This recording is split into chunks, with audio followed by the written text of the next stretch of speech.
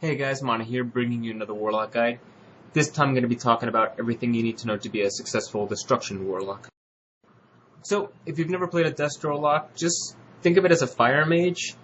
If the Fire Mage didn't need to worry about his mana pool and was on crack. So, for the most part, this should be how you're going to be speccing. There's not a whole lot of wiggle room. The only thing I can think of is maybe taking out 2 points out of Nether Protection and putting them in Aftermath, just for some utility. It's not really that necessary. I mean, if you got a good raid composition, it shouldn't really matter. You shouldn't really need that Aftermath. But, I mean, if you need the utility, go for it. It's going to help your group out. So, for your Prime Glyphs, you're going to be using Immolate, Imp, and Conflagrate. There's no other options really, just use those three. For your major glyphs, you're going to be using Glyph of Life Tap, and then after that it's really your choice. I recommend the Glyph of Health Stone and the Glyph of Soul Link for raids. And for 5-mans, if you need CC, you can also go with the Glyph of Fear instead. But yeah, that's basically it for the major glyphs. And as always, minor glyphs, it doesn't really matter, whatever you want.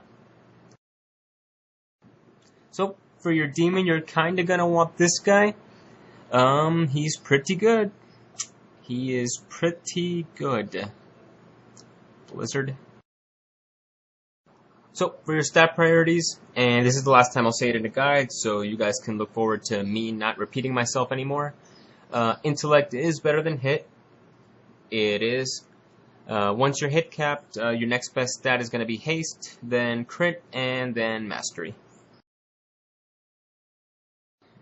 Alright guys, for gems, nothing's changed from the 2 previous guides. You're going to want a Burning Shadow Spirit Diamond as your meta, and if it's too expensive, you're still going to want a Chaotic Shadow Spirit Diamond. For your red sockets, you're going to want a Brilliant Inferno Ruby. For your yellow, you're going to want a Reckless Ember Topaz. And for your blue, you're going to want a Veiled Demon's Eye.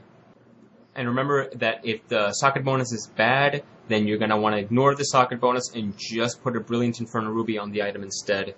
And remember that you can tell that the socket bonus is bad if it has less than 20 intellect or less than 30 of a secondary stat on it.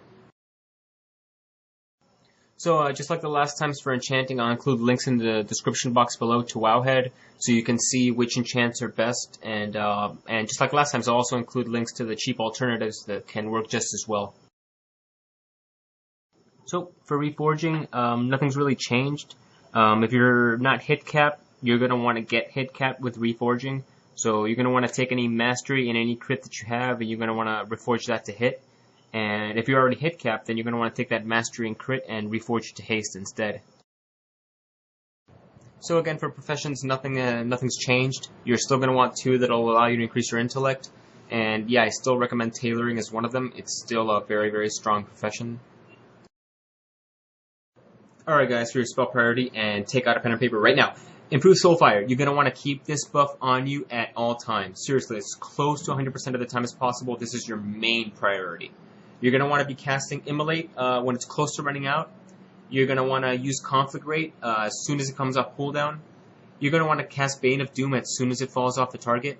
You're going to want to refresh Corruption when it's close to running out. And if you get your instant cast Soulfire from Empowered Imp, you're going to be casting Soulfire. Now, you might be thinking, but Mana, what about the whole improved Soulfire thing? I don't get it. What, instant cast Soulfires? Improved Soulfire? What?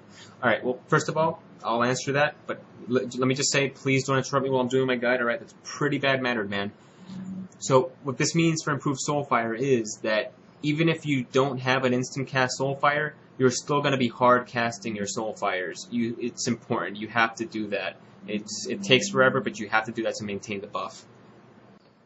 Now, another thing to note is that if your Soul Burn is off cooldown, you can use your Soul Burn to also maintain your improved Soulfire, because Soul Burn makes your Soulfire instant cast. So if you need to cast your Soulfires on the move, you should be using Soul Burn Soulfire, and this will help you a lot actually, because you're not always going to have that empowered proc when you really need it. If you find yourself in melee range, you're going to be using Shadow Flame whenever it's off cooldown. You're going to be using your Demon Soul whenever it's off cooldown as well. You're going to be using your Chalice Bolt whenever it's off cooldown. If the boss is below 20% HP, you're going to be using Shadow Burn whenever it's off cooldown. And finally, you're going to be using Incinerate as your filler spell whenever none of the previously mentioned things need to be done.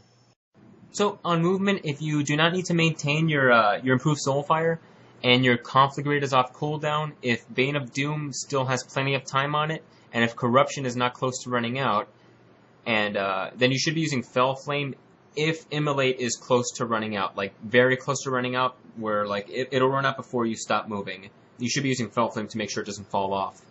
But if you're in no trouble with this, then you should be life tapping to get some mana back, because that's probably going to be a lot bigger than just one Fell Flame. But if you don't need mana, then you should just be casting a Fell Flame regardless. For big AoE pulls, like for example the ads on Maloriak, you should be using Rain of Fire and Shadow Flame. You got the Infernal too, but remember it's on a 10-minute cooldown, so you kind of got to pick your battles with that one. And for smaller groups, you're going to be using Immolate and Corruption, basically just putting it on all the targets. And you're going to be using your single target spell priority on your main target, and while also maintaining your Immolate and Corruption on your secondary targets. And then pretty much when the main target dies, you just go to your next target and you keep using your spell priority and just keep maintaining your dots. Now, another important spell that Destro has is called Bane of Havoc.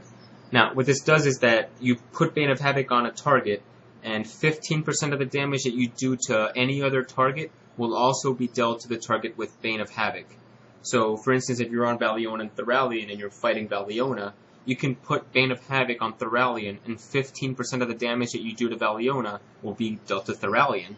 So, if it's possible to use Bane of Havoc, and if it's safe to use it, you should definitely be using it.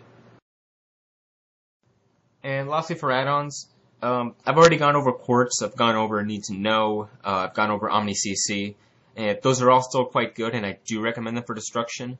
But another one you guys can check out, it's called Power Auras.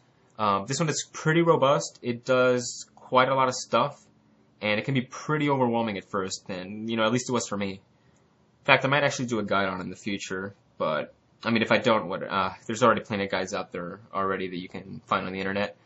But the reason why I like it is because, as I've said before, maintaining improved Soulfire is really important, and with this you can make an aura that's just incredibly noticeable, and you can even add a timer to it so that you know when it's going to run out.